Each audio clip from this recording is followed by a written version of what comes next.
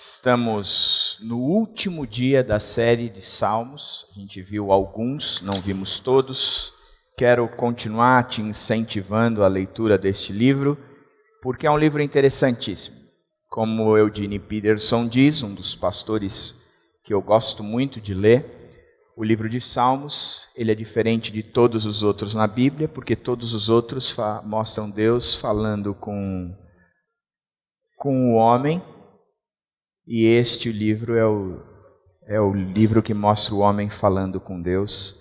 É interessante da gente pensar, porque são orações feitas por homens que passaram por momentos como os que eu passo, os que você passa, e como é que eles se posicionaram, como é que eles falaram com Deus, como é que eles colocaram o coração dele diante de Deus. E a gente acaba aprendendo muito quando a gente lê um livro como esse. Hoje a gente vai ver o Salmo 91 e a gente vai falar sobre a opressão do ataque do inimigo. Salmo 91, ele conta como é que a gente pode se posicionar quando o nosso inimigo vem contra nós. Interessante é que você vai em algumas casas e as casas, elas bem na entrada assim, elas deixam uma Bíblia aberta com esse salmo. Como se esse salmo pudesse impedir, porque ele está aberto, de qualquer mal chegar à sua tenda, à sua casa. Então, eu conheço um lugar onde eu vou, um negócio comercial, a quem eu dei uma Bíblia. A Bíblia fica lá naquela recepção aberta no Salmo 91. E o meu medo é que o pessoal ache que a Bíblia, por estar aberta no Salmo 91, a proteção está garantida, como se fosse um escudo protetor, né? Você abriu a Bíblia no Salmo 91, você está blindado, ninguém te pega. O fato é que a Bíblia aberta pela Bíblia aberta não dá garantia nenhuma. O que dá garantia é quando a Bíblia está no nosso coração. É quando a Bíblia vem para dentro de nós. E o nosso coração é a fonte das decisões. É quando a Bíblia se torna a base daquilo que eu escolho. É por ela que eu balizo os caminhos que quero seguir. Avalio os caminhos que quero seguir. Por isso eu quero olhar para o Salmo 91, para que ele seja mais do que uma Bíblia aberta na sua casa, mas que seja uma palavra dentro do seu coração. O Salmo diz assim: aquele que habita no abrigo do Altíssimo e descansa à sombra do Todo-Poderoso, pode dizer ao Senhor: Tu és o meu refúgio e a minha fortaleza, o meu Deus em quem confio. Ele o livrará do laço do caçador e do veneno mortal. Ele o cobrirá com as suas penas e sob as suas asas você encontrará refúgio. A fidelidade dele será o seu escudo protetor. Você não temerá o pavor da noite, nem a flecha que voa de dia, nem a peste que se move sorrateira nas trevas, nem a praga que devasta ao meio-dia. 1000 poderão cair ao seu lado, 10.000 à sua direita, mas nada o atingirá. Você simplesmente olhará e verá o castigo dos ímpios. Se você fizer do Altíssimo o seu abrigo, do Senhor o seu refúgio, nenhum mal o atingirá, desgraça alguma chegará à sua tenda, porque aos seus anjos ele dará ordens a seu respeito, para que o protejam em todos os seus caminhos. Com as mãos eles o segurarão, para que você não tropece em alguma pedra. Você pisará o leão e a cobra, pisoteará o leão forte e a serpente. Porque ele me ama, eu o resgatarei, eu o protegerei, pois conhece o meu nome. Ele clamará a mim e eu lhe darei resposta, e na adversidade estarei com ele. Vou livrá-lo e cobri-lo de honra. Vida longa eu lhe darei e lhe mostrarei a minha salvação. Que salmo gostoso de ser lido, não é verdade? Fala a verdade. Você lê um salmo desse e diz: caramba, eu estou extremamente protegido. É que nem Colgate 12 horas. Eu passei na boca, não tenho por 12 horas problema nenhum contra cárie, contra mau hálito, contra tártaro. Passei Colgate 12 horas, eu estou protegido. Parece que quando eu leio esse salmo, eu estou tão protegido que eu não tenho problema algum. Pode o Tite sair da seleção e ir para outra, que eu não vou ter problema algum. Estou garantido. Não tenho.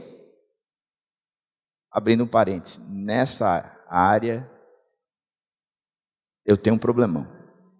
Fecho parênteses, quero continuar com o Salmo. O Salmo nos dá uma garantia. Por isso, quero pensar bastante com vocês nesse Salmo. Primeiro, a introdução do Salmo. Aquele que habita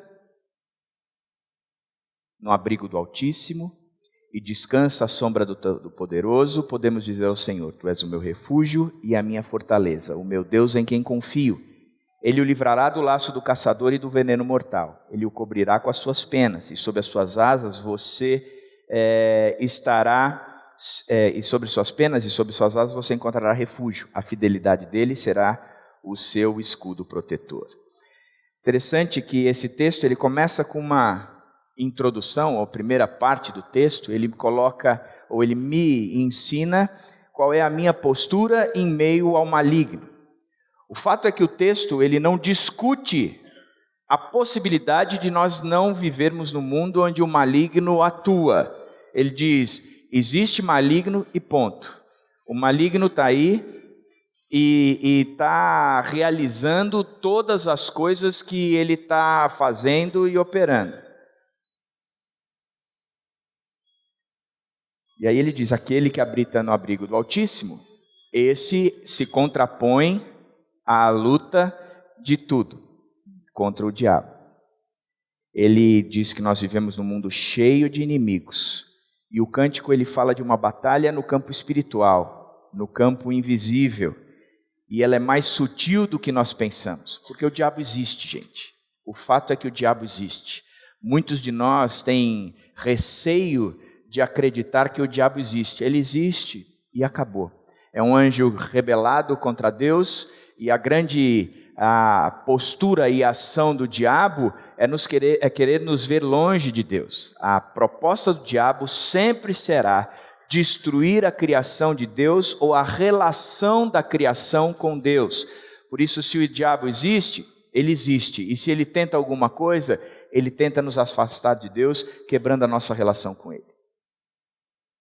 Interessante é que quando a gente olha para o diabo, se a gente olha para o diabo, mas quando a gente olha para o diabo, a nossa conclusão, ou aquilo que nós trazemos é sempre apontar para o diabo como se fosse aquele sujeito que é feio, que é vermelho, que tem um rabo, que tem um triângulo na ponta, ele carrega o tridente e ele tem um chifre. Quando ele passa por perto, ele cheira enxofre e ele vai te levar para um lugar quente, cheio de fogo.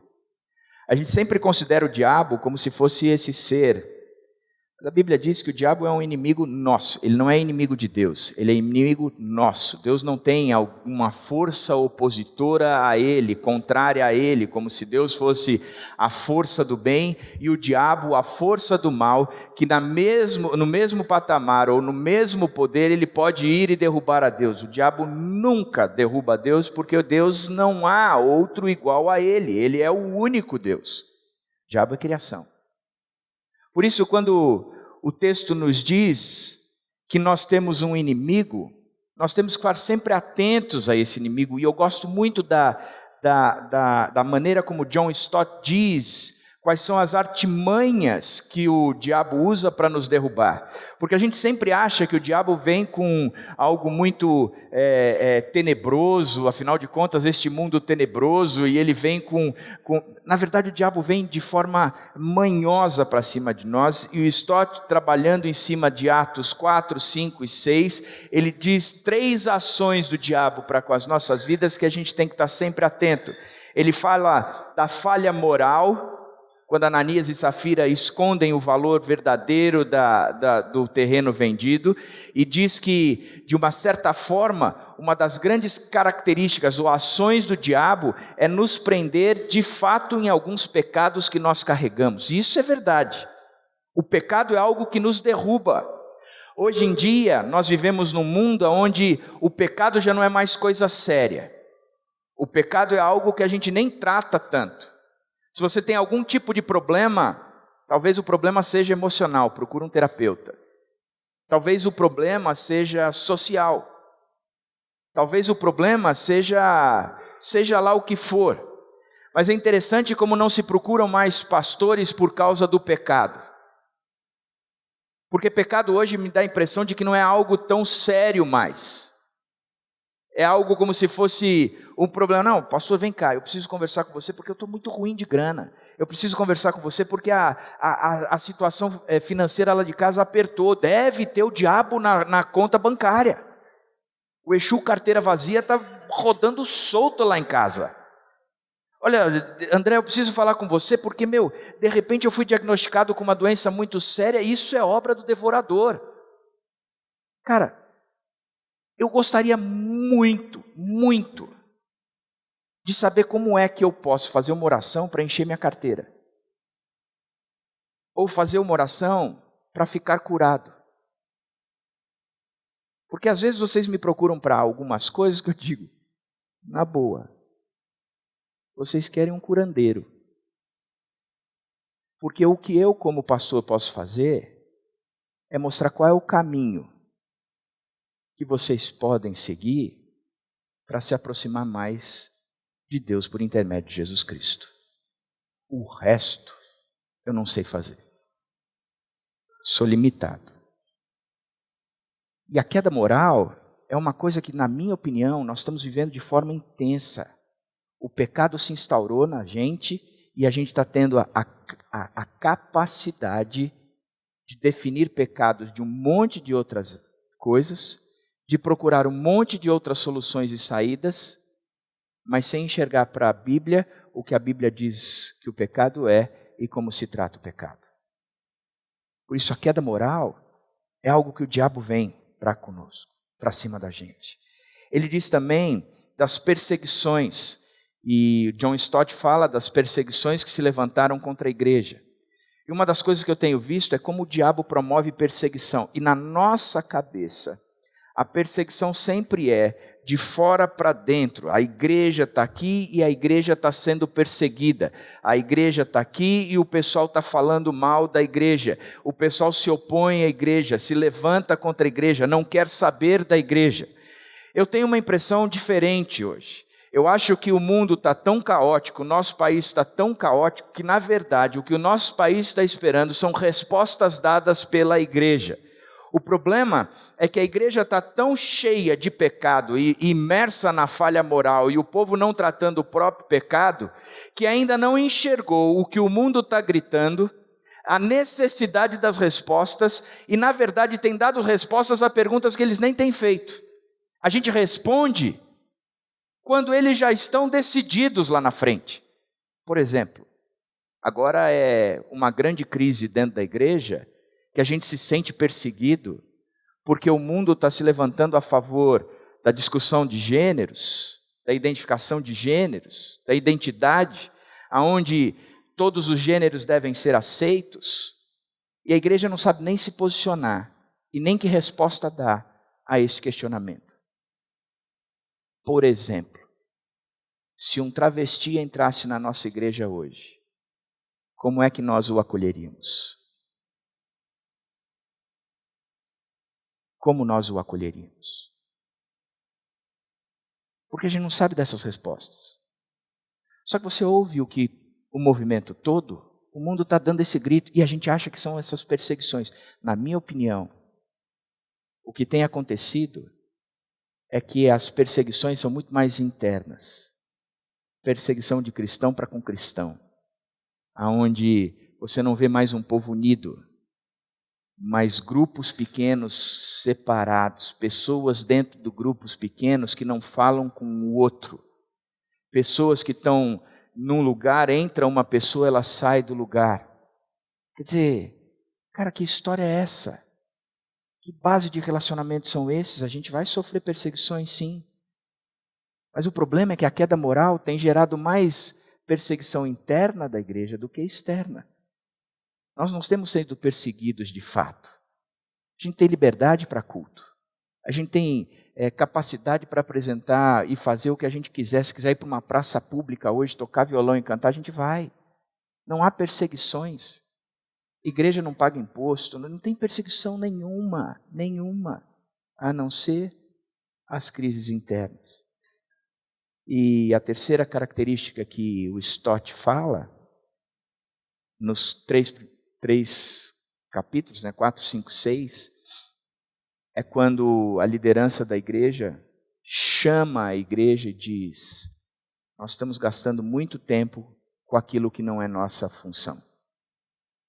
Hoje, como líderes, disse Pedro, eu estou tendo que administrar a discussão entre as viúvas, onde um grupo diz que a cesta básica do outro grupo é melhor do que a deles.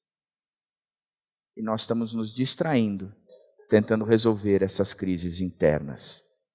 E a nossa função deveria ser a oração e o ensino. Então nós queremos voltar àquilo que nós fomos chamados, como líderes dessa igreja. Escolham para nós homens cheios do Espírito Santo para que administrem essa causa. Distrações. A gente acaba se perdendo naquilo que não é importante. No foco, no cerne. O que é de fato que eu preciso fazer? O que é de fato importante a ser feito? O que o diabo vai fazer é querer que você tire os olhos daquilo que é importante. Distrações, perseguições e quebra. Eu lembro de que quando eu era jovem, são uns 2 anos atrás, um amigo meu disse que ele ia para uma igreja e a igreja fazia um movimento de ir para qualquer lugar, terreiros e uma série de coisas onde o diabo se manifestava porque eles queriam enfrentar o diabo. Até que um dia levaram um baú para frente da igreja e falaram: o diabo está neste baú, vamos destruir. E o pastor trouxe um machado e o povo ia e destruía o baú. Eu tenho a impressão que a gente gosta de apontar o diabo para fora, nessas coisas esquisitas.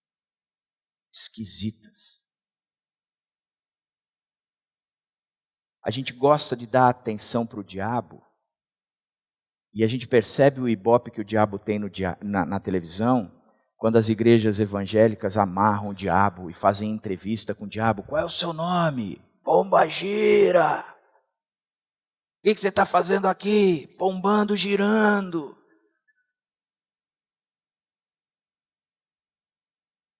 Esquisito isso, né? Você não vê em nenhum momento na Bíblia Jesus fazendo entrevista. E como se essas coisas esquisitas. Eu aprendi com a minha mãe uma coisa. Eu sempre pedi que não houvesse manifestação do diabo nos nossos cultos. E se uma pessoa cai endemoniada no culto, ela vai ser sempre chamada ou reconhecida por aquela pessoa que foi endemoniada.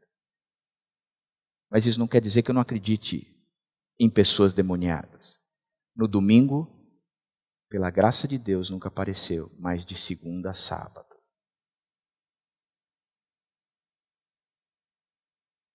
Na minha sala. E a gente gosta dessas coisas. Eu lembro de uma amiga, muito amiga minha, tão amiga minha que eu casei com ela.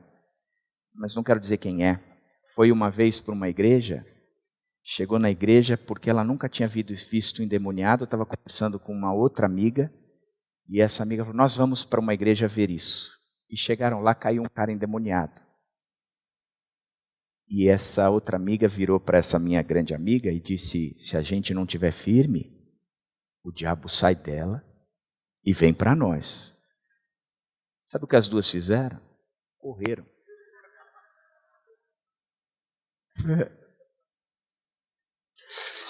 Lembro sempre, eu acho que já contei aqui, quando eu era mais jovem, 1 ano e meio atrás, a gente foi fazer um trabalho de evangelização numa comunidade carente. Chegou lá, o pastor me pegou e disse: vamos comigo numa casa ali fazer uma visita. E nós fomos, e a casa de fato era um casebre, era papelão, as paredes e uma série de outras coisas. Cheguei lá, estava um sujeito com uma faca, endemoniado, querendo matar um missionáriozinho. O pastor olhou e falou: vamos lá, seguraram o cara, e eu puxei a faca, tirei a faca de perto e ficou endemoniado e o missionáriozinho. E o pastor virou para mim e falou assim: fica aí que eu já volto. Eu falei: obrigado, você me chama para isso e me deixa aqui com eu, tira a faca daí, o endemoniado e o missionáriozinho. E o missionáriozinho era, naquela época, era um sujeito magro, bem magro, assim como eu. E ele estava lá, e eu fiquei olhando, e os dois entraram no quarto, e eu cheguei perto assim do quarto. O quarto era uma cama com um espaçozinho assim do lado.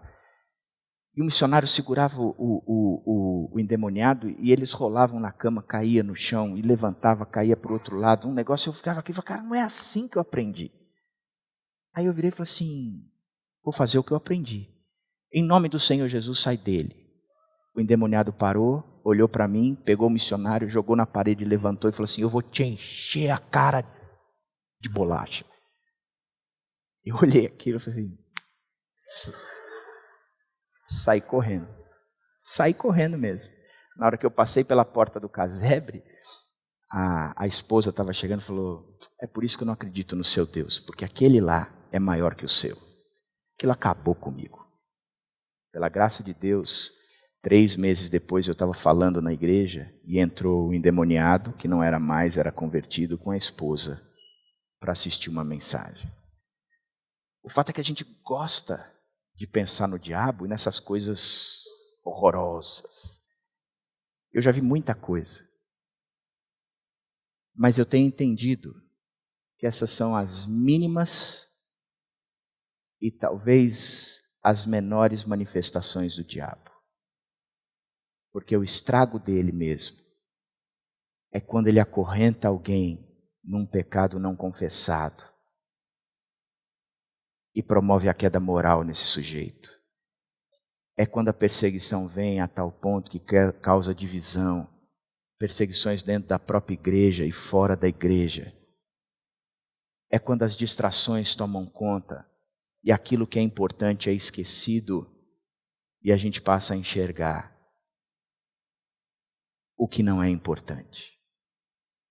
Por isso, é que a Bíblia está dizendo que a gente enfrenta uma batalha, e uma batalha imensa, enorme, gigantesca, uma batalha espiritual mesmo.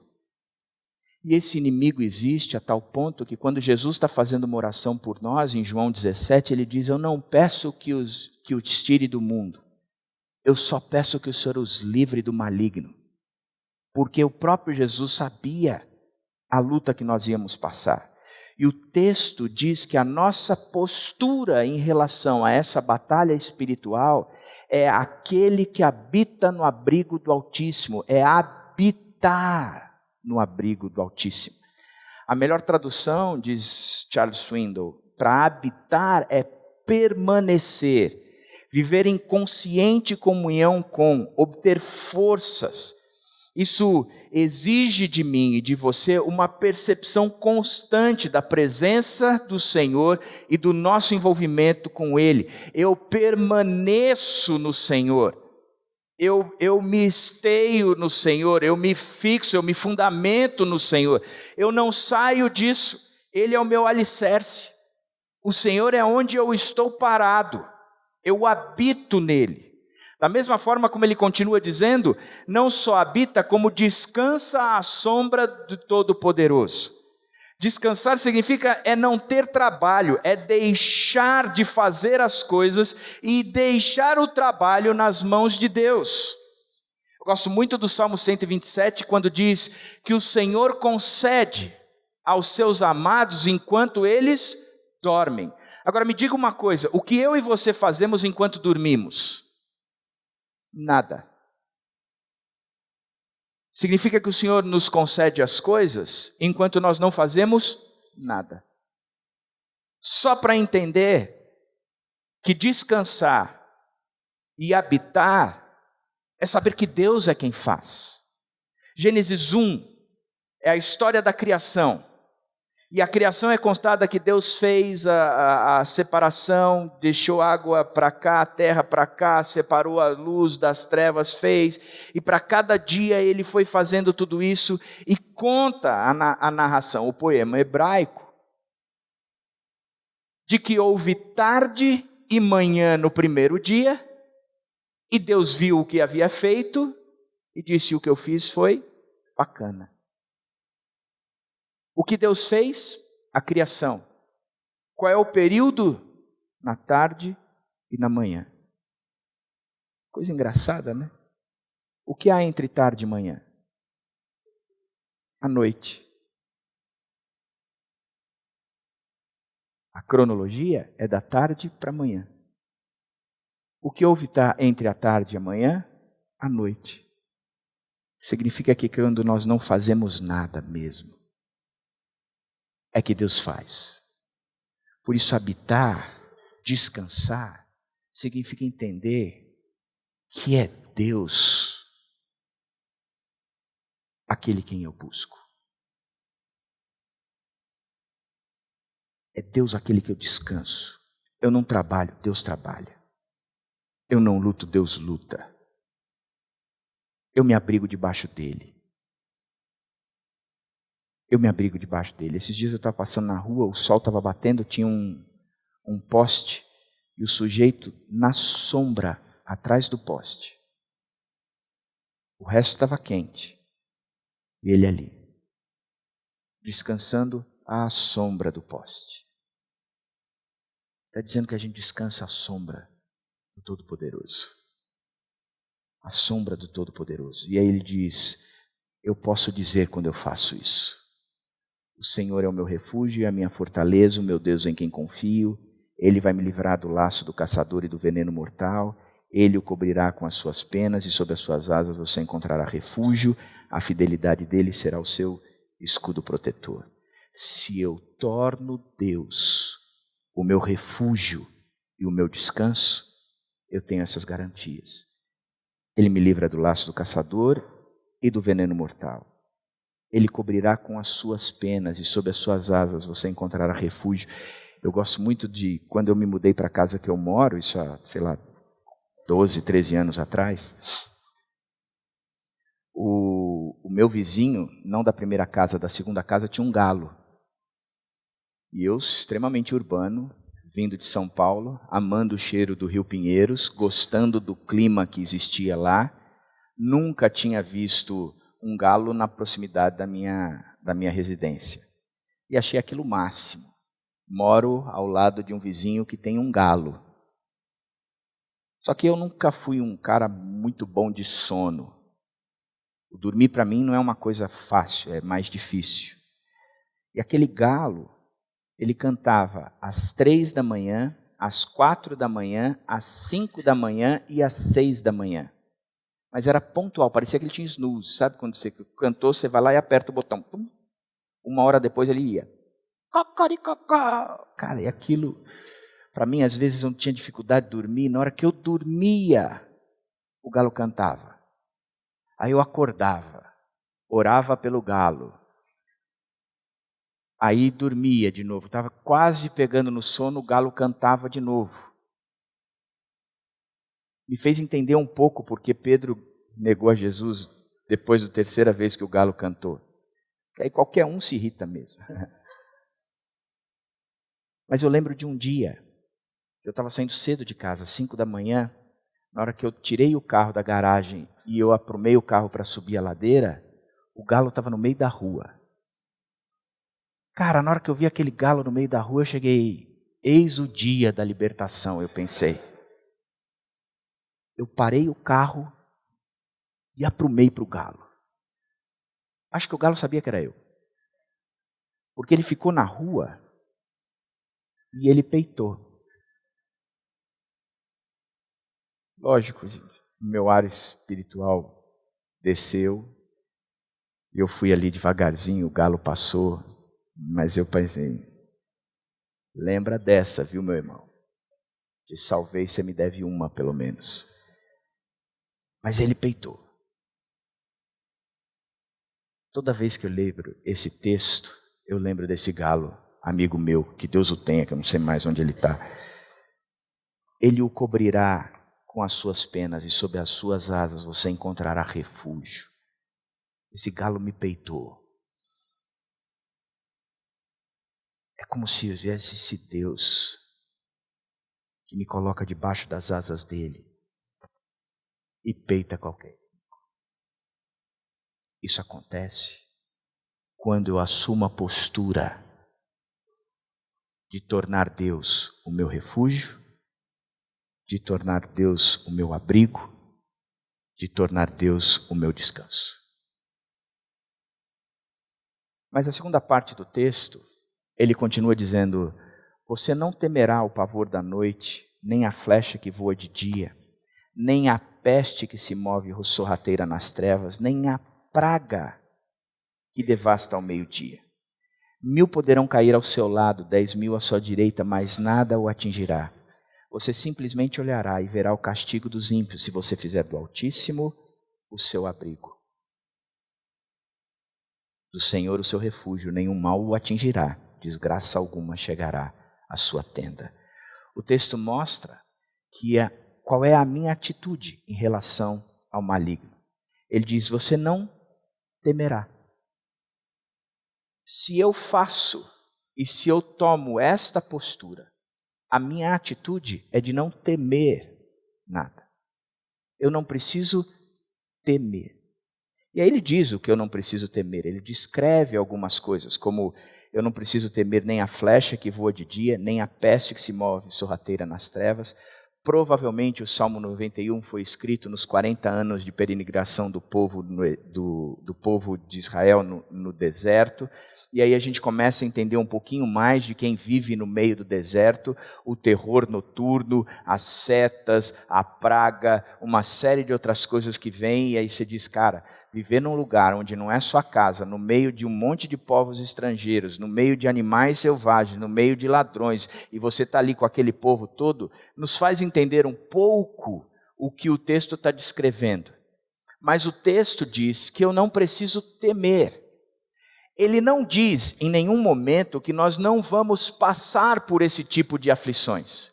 Como se nós fôssemos cristãos e nós abríssemos o Salmo 91 na porta da nossa casa e nada disso nós passaríamos, ou como se nada disso nós sofrêssemos. O que o Salmo está dizendo é que eu não preciso temer essas coisas. Eu não preciso sofrer com essas coisas. Eu não preciso ter receio de passar por essas coisas, porque essas coisas virão. Elas acontecem, elas surgem, elas se aprumam na nossa vida. Gosto e aprendi demais com o Luiz Escado ano passado, quando ele dizia assim: por que vocês estão estranhando o fogo ardente que há no meio de vocês? Escuta, não tem que estranhar, não tem que achar esquisito, não tem que ter a certeza de que você não vai sofrer coisa alguma. Vai, nós estamos no mundo, e por estarmos no mundo nós vamos passar por aflições. Isso é fato. A questão é que eu não preciso ficar olhando para tudo isso dizendo: puxa vida, por quê? Por quê? Porque é claro, porque estamos no mundo. Por que eu recebi um diagnóstico como esse? Porque você está no mundo. Por que os inimigos se levantam contra mim? Porque você está no mundo. Porque no mundo nós vamos passar por aflições. O que eu posso e devo fazer é ter uma postura de escolher, me abrigar, me esconder no esconderijo do Altíssimo, à sombra do Onipotente, e assumir a atitude de que eu vou enfrentar tudo isso, mas eu não preciso temer. Eu não preciso temer. Essas coisas existirão. Um diagnóstico desse, e se eu for sucumbido por isso, só abreviou o meu tempo para chegar na presença de Jesus Cristo. Uma crise qualquer maior só está fortalecendo a minha fé para que eu possa ter mais intimidade com Cristo. Assim como Jó disse. Jó disse: antes eu te conhecia só de ouvir falar, mas agora os meus olhos te veem. Eu não estou isento das crises. E talvez Jó tenha sido um dos homens que passou a maior crise que nós conhecemos. E ele ainda assim enxergou para a crise, dizendo: antes eu te conhecia só de ouvir falar, mas agora os meus olhos te veem. Eu não preciso temer, ter medo. Porque em Cristo Jesus, nós somos mais que vitoriosos. Eu tudo posso naquele que me fortalece. Eu olho para a vida do próprio Jesus, sofreu e sofreu morte de cruz. eu olho para os 12 apóstolos, com exceção de Judas, todos ou foram enforcados, ou foram cortados pela espada, ou foram apedrejados, ou foram queimados, morreram dessa forma. A Bíblia diz que a Bíblia diz não, a tradição também ensina que o único que não morreu dessa maneira foi João. Mas a tradição diz que João foi colocado num caldeirão de óleo fervente, tirado de lá, não morreu, foi colocado na ilha de Patmos, que era uma ilha presídio, e ficou lá até a sua morte. No mundo vocês vão passar por aflições. Não precisa temer. Não precisa temer. Não precisa temer. Porque o verdadeiro amor, ele lança fora todo medo. Quem nos separará do amor de Deus que está em Cristo, nosso Senhor? O amor, o verdadeiro amor, ele lança fora todo medo. Quando eu estou sob as asas, à sombra, refugiado, é o lugar onde eu desfruto do amor que lança fora todo medo. Por isso, nós podemos entender que nos ataques do inimigo contra nós podemos olhar para Jesus, que é a fonte de todo o amor, e não ter medo por causa dele. A gente lembra da cruz, em Colossenses 2, 13 e 14, diz: quando vocês estavam mortos em pecados e na incircuncisão da carne, Deus os deu vida com Cristo. Ele nos perdoou todas as transgressões e cancelou o escrito da dívida que consistia em ordenanças e que nos era contrária. Ele pegou esse escrito da dívida e o removeu, pregando-a na cruz, e tendo despojado os poderes e as autoridades, fez deles um espetáculo público, triunfando sobre eles na cruz. A cruz de Cristo me dá vitória. Eu não preciso temer. Conheço a história de um pastor que estava numa reunião, dirigindo a reunião, entrou endemoniado nessa reunião e começou a dizer um pecado que esse pastor tinha feito na frente de todo mundo. Desmoralizou o pastor ficou em pé, e aí o endemoniado começou a chegar diante desse pastor e encurralando num canto da parede e começando a dizer: você é um picareta, você é um safado, você está aqui dizendo que fez e está dirigindo uma igreja, mas não tem moral nenhuma, porque ontem você fez isso, você fez aquilo, anteontem, e começou a descrever. E o pastor todo acuado, cheio de receio, cheio de medo, virou e falou assim: olha, eu quero dizer uma coisa para você. Eu de fato fiz o que você está falando, mas eu estou lembrando da cruz de Cristo. Na cruz de Cristo, o meu escrito de dívida, Deus o pregou lá e tirou de mim, a autoridade que o pecado, ou o peso que o pecado me trazia. E na cruz de Cristo, toda a autoridade foi despojada e você, diabo, foi derrotado. Por isso, em nome dele, sai. E o diabo saiu da vida desse cara. E esse cara se tornou um dos líderes dessa igreja junto com esse pastor. Porque a cruz de Cristo nos dá autoridade. Eu não preciso ter medo, porque a cruz venceu o diabo.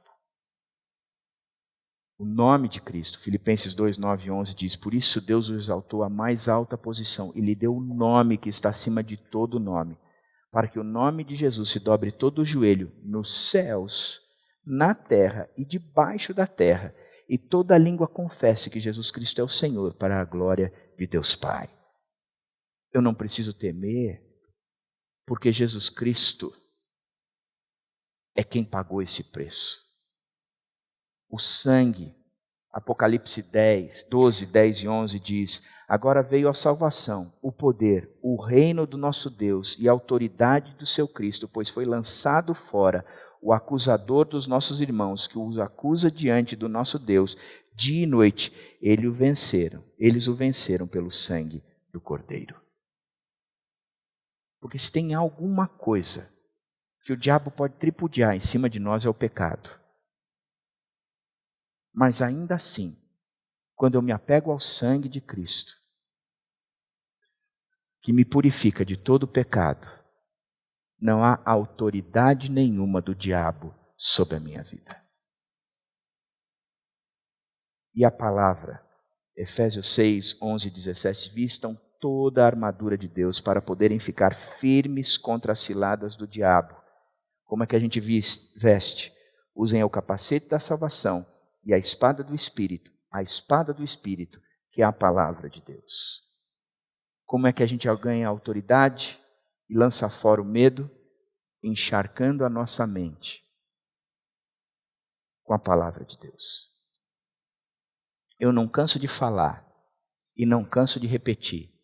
Se você não estudar a Bíblia diariamente, você não será vitorioso. Bíblia tem que ser estudada, lida. Guardei no meu coração a tua palavra para não pecar contra ti. Bem-aventurado, Salmo 1, feliz, muito feliz, felizaço mesmo. É aquele que tem prazer na lei do Senhor e nela medita de dia e de noite. É meditar de dia e de noite.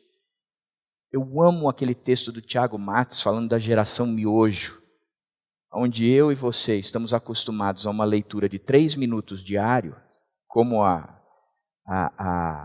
fazer um miojo, que bastam 3 minutos na água quente e ele está pronto, achando que a gente já tem todos os nutrientes para a nossa vida. Vive de miojo.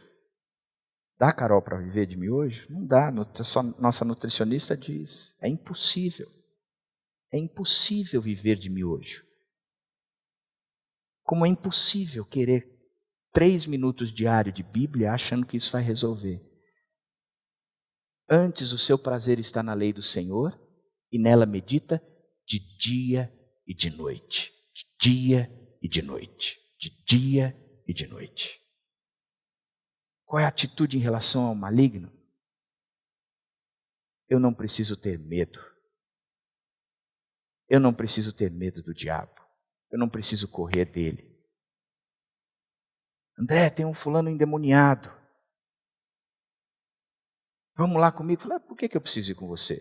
Vai você, pô. Não, mas eu tenho medo. Medo do diabo? Quem tem medo do diabo não entendeu o que é a cruz, não entendeu o que é o sangue, não entendeu o que é o nome e nem o que é a palavra. Enquanto não entendeu, vai ficar com medo. Terceira parte do texto diz assim: porque aos seus anjos ele dará ordem a seu respeito para que o protejam em todos os seus caminhos. Com as mãos ele o segurarão para que você não tropece em alguma pedra. Você pisará o leão e a cobra, pisoteará o leão forte e a serpente. Ele, na terceira parte, ele diz que ele vai nos mandar uma ajuda contra o maligno. Nessa luta nós não estamos sozinhos. Ele fala dos anjos, seres criados por Deus, que existem para ser mensageiros, como Hebreus diz, das boas novas, mas mais do que isso, ou também além disso, são anjos, são seres criados para nos proteger. Se eu já vi algum, não. Se eu já tive a visão de Isaías, vi os serafins voando sobre a cabeça de Deus, sobre o trono de Deus, e com 6 asas voavam, com 2 cobriam o rosto, com 2 cobriam os pés e com 2 voavam, nunca vi. Nunca vi. Tem gente que chega e diz, olha, fulano é um anjo. Eu acho que anjo é diferente. Israel é um anjo. Pergunta para Milena. O anjo que ele é. É mesmo, caído. Brincadeira isso. A Bíblia conta que existem esses anjos. Ela fala em outras passagens a respeito dos anjos. Os anjos, eles recebem ordem, diz o texto. Eu não dou ordem ao anjo. Eu não falo com um anjo. Eu não peço para um anjo. Eu não oro para um anjo. Eu não converso hoje, porque aos seus anjos, ele, Deus, é que vai dar a ordem. Não sou eu que dou ordem. Mateus 18:10 diz, cuidado para não desprezarem um só desses pequeninos, pois eu lhes digo que os anjos deles nos céus estão sempre vendo a face do meu Pai Celeste, recebendo ordens a respeito. Os anjos, eles nos guardam e os anjos nos sustentam, diz a Bíblia. São seres que Deus dá ordem para nos guardar e nos ajudar. Agora, a outra parte do texto termina dizendo: porque ele me ama, eu o resgatarei, eu o protegerei, pois conhece o meu nome. Ele clamará a mim e eu lhe darei a resposta, e na adversidade estarei com ele. Vou livrá-lo e cobri-lo de honra. Vida longa eu lhe darei e lhe mostrarei a minha salvação. Aqui já é Deus falando. Porque ele me ama, eu vou o resgatar, eu vou o proteger, eu vou dar resposta, eu vou estar presente, eu vou livrar, eu vou ser a cobertura dele, eu vou dar vida e salvação. Deus está dando essa garantia. Por isso a quarta parte do texto, nós podemos ver a proteção contra o maligno. Deus mesmo assina o atestado de proteção. Ele diz: sou eu mesmo. Porque ele me ama, eu vou o resgatar. Porque ele me ama, eu vou o proteger. Porque ele me ama, eu vou dar a resposta. Porque ele me ama, eu estarei com ele na adversidade, eu vou ser presente. Porque ele me ama, eu vou livrá-lo. Porque ele me ama, eu vou cobri-lo de honra. Porque ele me ama, eu vou dar vida longa. E porque ele me ama, eu vou mostrar a minha salvação. Eu vou fazer isso. É uma garantia. A garantia é de Deus. Ele está dizendo: escuta, ele me escolheu como abrigo, ele me escolheu como proteção, é debaixo das minhas asas que ele se escondeu, porque ele faz isso. Eu dou essa garantia a ele. Interessante. E o texto diz que essa garantia é para aqueles que escolheram a habitação. Isso é bacana, gente, de pensar. Porque sempre no movimento com Deus, tem a parte de Deus e tem a parte do homem. Sempre no movimento com Deus tem as duas partes. A questão é que a parte de Deus ele já fez, e ele faz, e ele dá garantia de tudo isso. Por que a gente não tem resultado? Porque o homem não fez. Quando você lê Gênesis, diz que ainda não havia brotado nada na terra, porque o Senhor ainda não havia semeado. E não tinha, porque o homem não tinha cultivado a terra, e o Senhor ainda não tinha mandado chuva. Porque o homem não tinha feito a parte dele, e nem Deus tinha feito a parte dele. Então não adianta a gente querer dizer: Senhor, me protege, se eu não escolho ele como minha proteção. Senhor, me dá resgate, proteção, resposta, presença, livramento. Por que Deus não me responde? Deus não te responde porque Ele dá garantias de resposta por uma condição simples. Você não fez dele o seu lugar seguro. Você não está debaixo dele. Você não se escondeu nele. Você não fez dele a sua sombra, o seu descanso. Você não tem nele como o seu protetor. Você simplesmente agora não sabe o que decidir e está querendo que Deus decida. Está errado. Ele não é o seu Deus. Ele é o seu guia de respostas, manual de sobrevivência. Mas não é Deus. Porque se Deus é Deus na sua vida, Ele lhe dá as respostas necessárias. Por isso, a gente pode terminar olhando para o texto e entendendo que a nossa função é que Deus dá uma proteção em meio ao maligno. Que Deus nos pede uma atitude em relação ao maligno. Que Ele nos ajuda contra o maligno. Mas também é a proteção contra o maligno. Mas eu quero terminar com um texto do Novo Testamento, de Mateus 4. Quando o diabo investiu contra o próprio Jesus. Então o diabo levou a cidade santa, colocou-o na parte mais alta do templo e disse: se és filho de Deus, joga-te daqui, porque está escrito: Ele dará ordem aos seus anjos a seu respeito, e com as mãos eles o segurarão, para que você não tropece em alguma pedra. O diabo chega para Jesus e diz: escuta, você não é o Deus encarnado? Você não é o Todo-Poderoso? Então, Estamos aqui, no alto do monte. Se joga lá para baixo. E aí você dá ordem aos anjos para que os anjos te guardem e impeçam você de tropeçar. Afinal de contas, eles vão te proteger.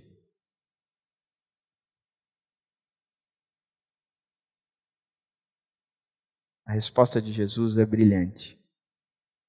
Retire-se, Satanás, pois está escrito: adore o Senhor, o seu Deus, e só a Ele preste culto. Então o diabo o deixou, e os anjos vieram e o serviram. Agora olha que interessante nisso. Ele dará ordem aos seus anjos a seu respeito, e com as mãos eles o segurarão. A minha pergunta é, quando o diabo citou esse texto, ele citou um texto bíblico? Qual foi o texto que ele citou? Qual foi o texto que ele citou? Qual o texto que a gente estudou hoje? Salmo 91. Ele cita o Salmo 91. Totalmente fora de um contexto. Só que ele só esqueceu da continuação do texto. O texto diz: você pisará o leão e a cobra, pisoteará o leão forte e a serpente. Que Deus! Que Deus incrível!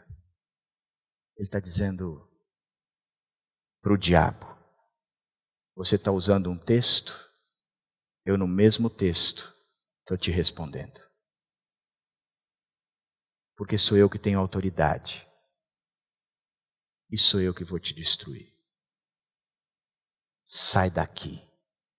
Agora, retira-se daqui. Lembra no filme A Paixão de Cristo? A primeira cena está Jesus no Getsemane, suando e as gotas do suor se transformando em sangue, numa agonia, e vem uma serpente. Isso não está na Bíblia, mas foi a maneira como ele enxergou. E quando a serpente chega, ele com o calcanhar pisa a cabeça da serpente, citando Gênesis. Sabe o que isso significa? Que Jesus é quem tem autoridade para destruir o diabo. E quando o diabo chegou, Jesus na mesma moeda mostrou quem é que tem autoridade e disse: vai para longe, retire-se, Satanás, retire-se, Satanás. Então o diabo deixou e os anjos vieram e o serviram. O diabo deixou. Por isso Jesus Cristo é a nossa autoridade contra o diabo. Jesus Cristo é o nosso alicerce contra o diabo. Jesus Cristo é a nossa vitória contra o diabo. Jesus Cristo é quem nos garante vida, mesmo o diabo propondo a morte para as nossas vidas. Se apegue em Jesus Cristo. Torne Ele o seu Deus. Se esconda debaixo dele. E só assim é que você obterá a vitória contra o diabo.